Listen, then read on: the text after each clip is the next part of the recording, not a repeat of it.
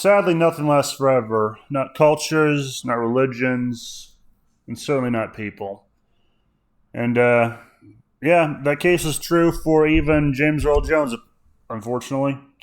Um, Rest in peace, you beautiful bastard. The man had a voice that I would equate to similar to like he and Kevin Conroy had a similar voice that I could compare to like the eyes of Charles Manson. Like you ever see a crazy person in a history book who has like eyes that are so intense that you kind of think they're crazy, but you can't keep your eyes off them? That's what their voice was like. That's how I would describe James Earl Jones's voice. And fuck, I still remember when I heard he died, which was only a few, maybe not even an hour or so ago. Um, my mom came and she was telling my stepdad like, "Oh yeah, James Earl Jones did," and I think my reaction was something to the effect of, "Daughter of a bastard, cock sucking dickhead, mother." I was mad. I was mad. Like, there's not that many deaths. I mean, usually when a celebrity dies, my general reaction is either indifference or amusement. It's kind of like with journalists. Every time one of them dies, an angel gets a pair of wings, as far as I'm concerned. Oh, and critics. Fuck critics. Well, the useless ones, anyway, which is 99% of them, as far as I'm concerned. But yeah, fuck.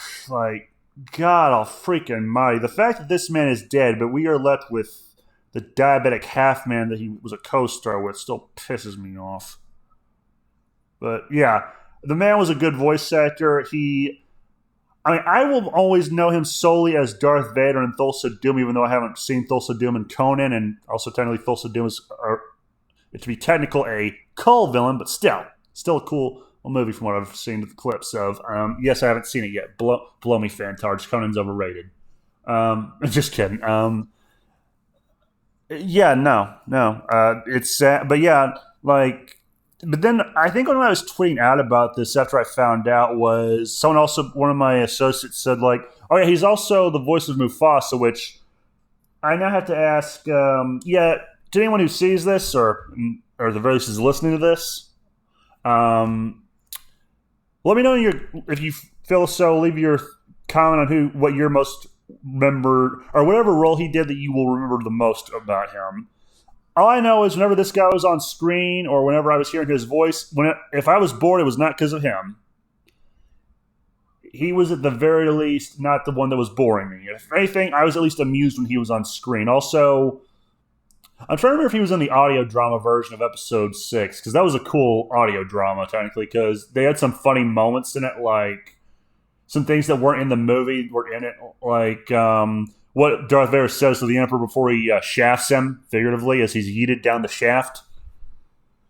Which, it sounded like James Earl Jones, but I'm not sure if that was him or not. I do know the guy who was voicing Palpatine wasn't the guy who played Palpatine in the movies, but oh well. Yeah, good voice actor, great performer, and shit. I have no words for this other than I am pissed. I don't know. I don't even know who I should be pissed at. I can't be mad at God because I'll die eventually, and I'm his bitch, basically. Oh, wait, I'm already his bitch. What am I saying? I can't be mad at the Reaper either because I'm also his bitch. But yeah, no. I mean, in life, nothing lasts forever. Like I said at the beginning, not structures, not institutions, not cultures, not civilizations, not people. Not even the memories of humans last forever. Eventually, who you were fades, and then you have only this small written down version of it, and then people judge you based on it because they're little shitheads.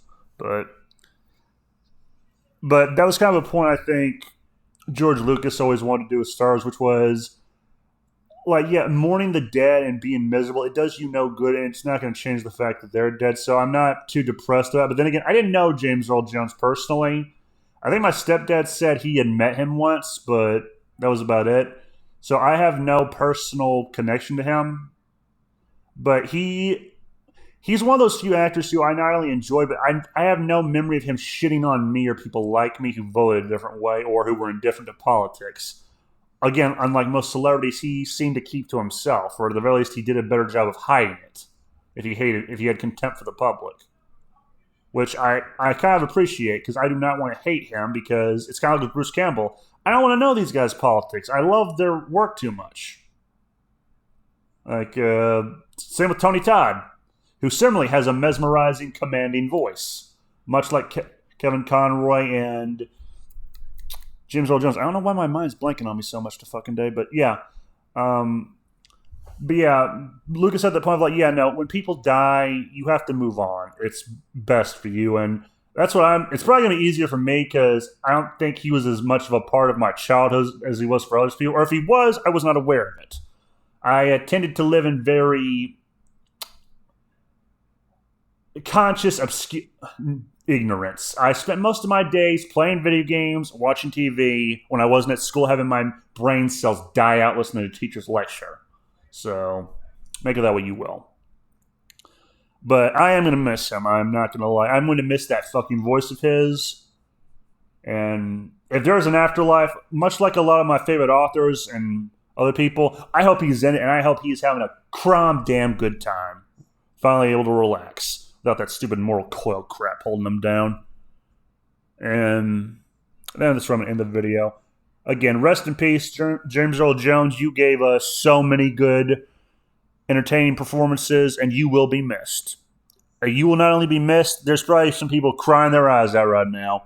$5 says Dan's bitching out about it right now anyway. Have a nice day. Remember, the game was rigged from the start.